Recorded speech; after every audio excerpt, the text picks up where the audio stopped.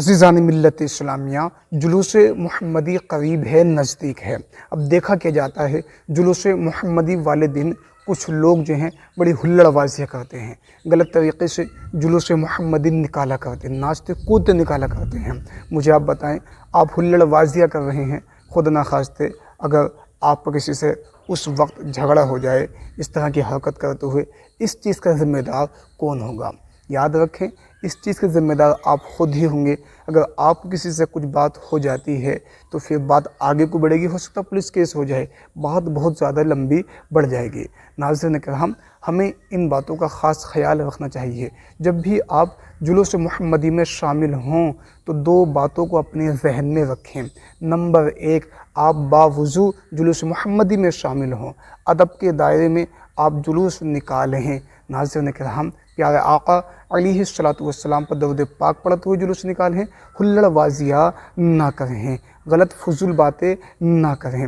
Number دو، اگر آپ کوئی چیز تقسیم کر رہے ہیں، بانٹ رہے ہیں، پھل فروٹ وغیرہ بانٹ رہے ہیں تو پھر ادب کے دائرے میں بیٹھیں، فیکم فاکی نہ کریں، کہیں ایسا نہ ہو آپ نیک کام کے چکر میں گناہ کر بیٹھیں۔ تو ان باتوں کا خیال ہر مسلمان کو خاص طریقے سے رکھنا چاہیے۔ ہر سال دیکھا جاتا ہے کچھ جگہوں پر جلوس محمدی بڑی ہی شور و غل کے ساتھ میں ہلڑ بازی طریقے سے نکالا جاتا ہے۔ کچھ تو ایسے ہیں جن کو پاکی ناپاکی کا ہی نہیں پتہ ہے کہ ہمیں جلوس محمدی میں کس طرح سے پاک ہونا یا نہیں ہونا ہے، ناپاکی کی حالت میں یعنی کہ جلوس میں شامل ہو جاتے ہیں اور خوب جو ہیں وہ بدتمیزیاں کرنا شروع کر دیتے ہیں۔